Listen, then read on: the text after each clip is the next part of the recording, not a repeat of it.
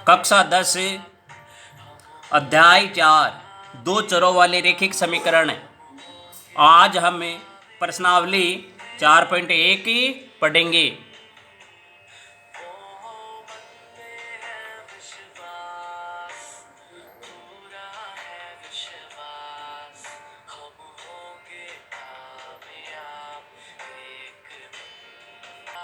Question number 2, निम्न रैखिक समीकरणों के युग्म को ग्राफीय विधि से हल कीजिए एवं हल की प्रकृति बताइए। इस प्रश्न में 4 सवाल है।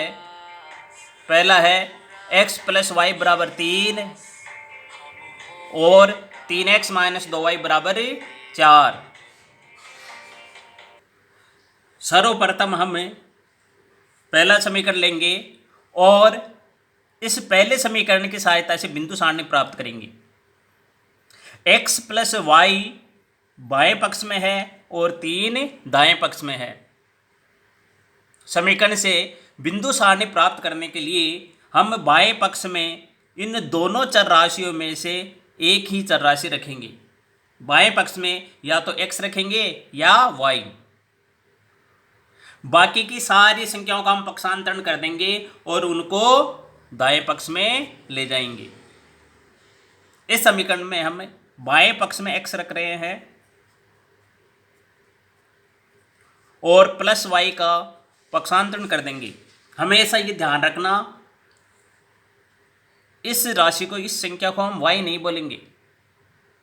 इसके पहले प्लस का चिन्ह है, इसलिए इसको बोलेंगे +y। +y का पक्षांतरण कर देंगे और इसको दाएं पक्ष में लेके जाएंगे, तब +y परिवर्तित हो जाएगी -y में। इस प्रकार हमें बाएं पक्ष में या तो केवल x रखना है या y रखना है और बाकी सारी राशियों का पक्षांतरण कर देना है। अब हम y के बराबर मान रखेंगे और y के मान रखने पर हम x के मान प्राप्त होंगे। हमें y के क्या मान रखने हैं ये समझ लेना चाहिए। हम y के मान रखेंगे 0 +1 या -1 +2 या -2। इस तरह से छोटे छोटे मान रखते जाएंगे।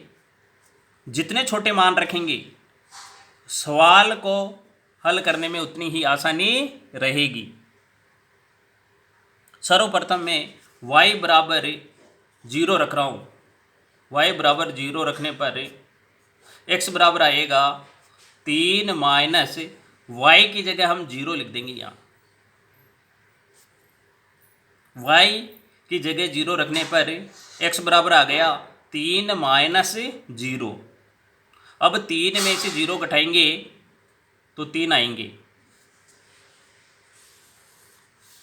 सारणी बनानी है।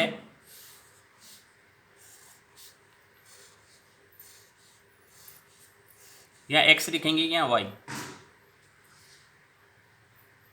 सारणी में जो मान हमें प्राप्त हुए वो लिखेंगे। y बराबर हमने 0 रखा तो x बराबर हमें 3 प्राप्त हुआ। अब हम y बराबर 1 रखेंगे। y बराबर 1 रखने पर x बराबर आएगा 3 - 1। 3 - 1, 3 में से 1 घटाएंगे तो कितने आएंगे? 2। शाबाश। y बराबर 1 रखा तब x बराबर आ गए 2। अब बताओ y बराबर क्या रखेंगे? y बराबर हम +2 भी रख सकते हैं, -1 भी रख सकते हैं, लेकिन सुविधा के लिए इस समीकरण में हम प्लस के मान ही रखेंगे। प्लस के मान रखने पर आसानी से हमें x के मान प्राप्त हो रहे हैं। तो y बराबर 2 रखेंगे। y बराबर 2 रखने पर आ जाएगा x बराबर 3 - 2 = 1। y बराबर 2 रखा तो x बराबर आ गया 1। इस प्रकार y बराबर 2 रखने पर x बराबर हमें प्राप्त हुआ 1। y बराबर 2 रखा तो x बराबर 1 प्राप्त हुआ। अब हम दूसरा समीकरण लेंगे 3x माइनस 2y बराबर 4 और इस समीकरण की सहायता से दूसरी बिंदु सारणी प्राप्त करेंगे।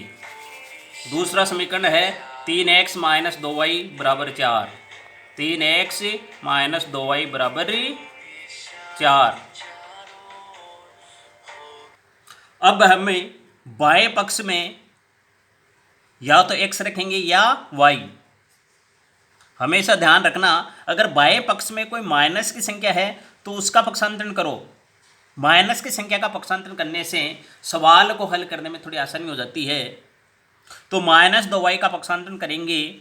पक्षांतर करने पर माइनस 2y दाएं पक्ष में जाकर प्लस 2y में परिवर्तित हो जाएगी। हमें बाएं पक्ष में केवल x रखना है।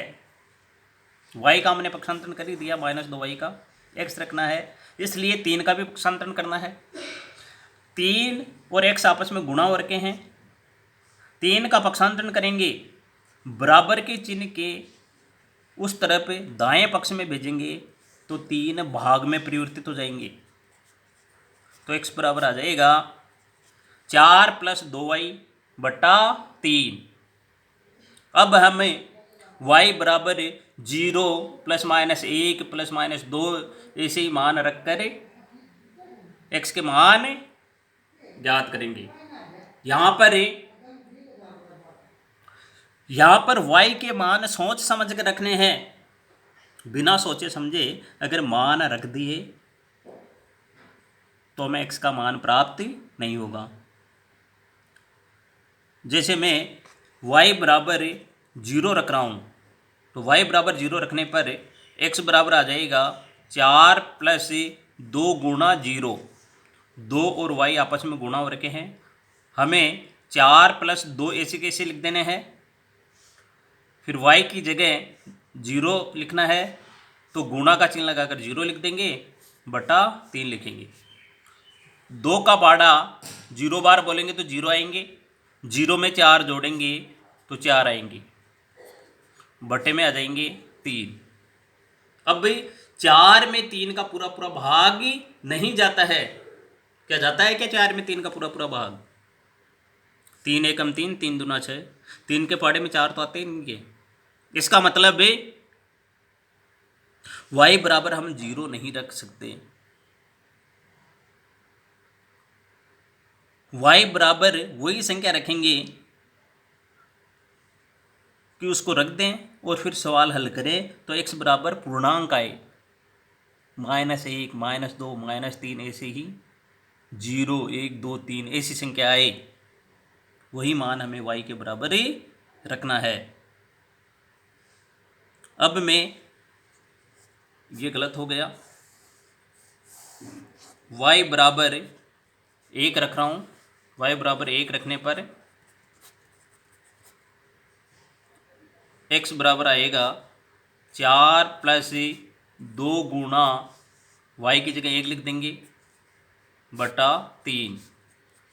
2 का बाड़ा एक बार बोलेंगे 2 एकम 2, 2 में 4 जोड़ देंगे तो हो जाएंगे 6, बटा 3 आ जाएंगे। 6 में 3 का पूरा पूरा भाग जाता है। हाँ सर, 6 में 3 का पूरा पूरा भाग जाता है, तुम ऐसे कहोगे। 3 का भाग 6 में 2, 3 एकम 3, 3 दूना 6, 2 बार चला गया सर। ये लो 2 बार चला गया तो मैं यहाँ 2 लिख देता हूँ। y बराबर मैंने 1 रखा तो x बराबर आ गया 2। ये सारणी बनाऊंगा,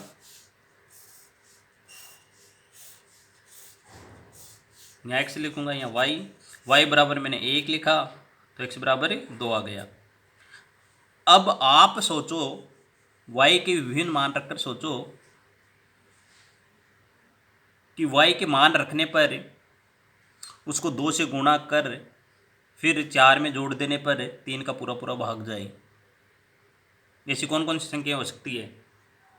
तो y बराबर मैं 2 रख रहा हूँ, 2 रखूँगा तो 2 दूना 4 हो जाएंगे, 4 और 4 8, 8 में 3 का पूरा पूरा भाग जाता है? नहीं, 8 में 3 का पूरा पूरा भाग नहीं जाता, इसलिए y बराबर 2 नहीं रख सकते। अब y बराबर -2 रख रहा हूँ, प्लस के 2 रखने पर तो मान नहीं आया, और प्लस की संख्या रखते जाएंगे तब हमारा जो नियम था कि छोटी से छोटी संख्या रखनी चाहिए, उस नियम का पालन नहीं होगा। तो y बराबर में -2 रख रहा हूँ, y बराबर -2 रखने पर x बराबर 4 + 2 गुणा -2। अब ये सवाल थोड़ा सा कठिन लग रहा है क्योंकि इसमें माइनस की संख्या आ गई है। माइनस की संख्या आ जाने से कुछ बच्चे थोड़े कंफ्यूज हो जाते हैं कि इनको हल कैसे करेंगे। यहाँ प्लस भी आ गया, गुणा भी आ गया, माइनस भी आ गया। पहले हमें गुणा करना है, ये ध्यान रखना है। 2 को -2 से गुणा करना है। माइनस का एक चिन्ह यहाँ और ये प्लस का चिन्ह है,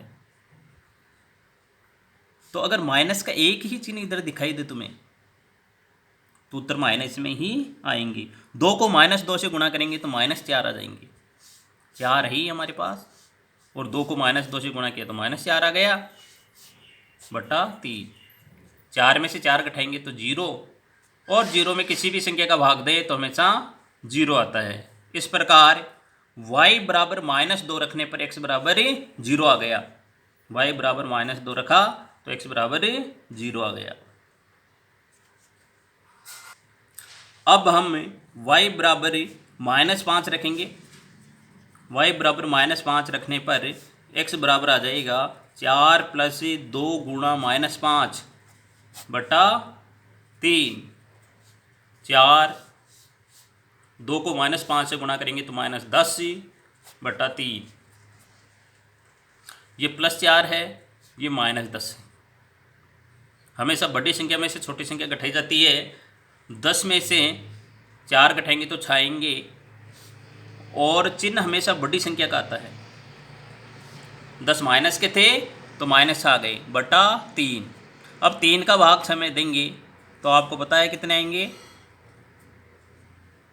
3 का भाग हमने -6 में दिया तो -2 आ गए। इस प्रकार y बराबर -5 रखने पर x बराबर आ गया -2। दोनों समीकरणों से, समीकरण नंबर 1 और समीकरण नंबर 2, दोनों समीकरणों से हमें बिंदु सारणी प्राप्त हो गई है। अब हमें ग्राफ पेपर पर रेखाओं का आलेखन इन बिंदु सारणियों की सहायता से करेंगे। पहली बिंदु सारणी है, इस पहले बिंदु को हम ए मानेंगे, दूसरे बिंदु को बी और तीसरे बिंदु को सी। पहले बिंदु के निर्देशांक हो जाएंगे 3 0, दूसरे बिंदु बी के निर्देशांक होंगे 2 1, और तीसरे बिंदु सी के निर्देशांक होंगे 1 2। इन बिंदुओं का ग्राफ पेपर पर आलेखन करके हम रेखा खींच देंगे और उस रेखा का नाम देंगे समीकरण x + y बराबर 3। दूसरे समीकरण से जो बिंदु सारणी प्राप्त हुई है उसका नाम देंगे हम पी क्यू आर बिंदु। पी बिंदु के निर्देशांक हो जाएंगे 2 1, क्यू के निर्देशांक होंगे 0 -2, और आर के निर्देशांक होंगे -2 -5। बिंदु पी क्यू आर को भी संख्या रेखा पर दर्शा के रेखा खींचेंगे इन बिंदु को मिलाते हुए, और उस रेखा का नाम देंगे समीकरण 3x - 2y बराबर 4। सर्वप्रथम ग्राफ पेपर पर हम x ओ x डैश तथा y ओ y डैश खींचेंगे। फिर पैमाना लेंगे, x पर 1 सेमी बराबर 1 इकाई, y पर 1 सेमी बराबर 1 इकाई। प्रत्येक खाना 1 सेमी का है तो हम एक एक सेमी के खानों को छोड़ते हुए लिख देंगे 1 2 3 4 5 6 7। इधर धनात्मक संख्या आएगी और एक्स डैश की तरफ ऋणात्मक संख्या आएगी, तो -1 -2 -3 -4 -5 -6 ऐसे लिख देंगे। वाई एक्स की तरफ धनात्मक संख्या आएगी तो लिख देंगे 1 2 3 4 5 6 7 एक एक सेमी के अंतराल पर। वाई डैश एक्स की तरफ ऋणात्मक संख्या आएगी तो लिख देंगे -1 -2 -3 -4 -5 -6 -7। सर्वप्रथम हम समीकरण 1 से प्राप्त बिंदु सारणी को दर्शाएंगे। पहला बिंदु आया था ए और इसके निर्देशांक 3 0 है, तो मूल बिंदु के निर्देशांक हमेशा 0 0 होते हैं। मूल बिंदु के निर्देशांक 0 0 होते हैं और 3 0 दर्शाना है, तो धनात्मक या एक्स एक्स की तरफ हम चलेंगे। 1 2 3 यहाँ तक आ गए और y बराबर 0 है, इसलिए हमें y एक्स की तरफ नहीं जाना और ये बिंदु हो गया ए 3 0। बी बिंदु के निर्देशांक थे 2 1, तो ये 2 पर यहाँ आ गए। फिर y एक्स का निर्देशांक 1 है, एक धनात्मक है इसलिए ऊपर की तरफ जाएंगे, ये यहाँ पर आ गए, तो ये बिंदु बी हो गया 2 1। बिंदु बी के निर्देशांक हो गए 2 1।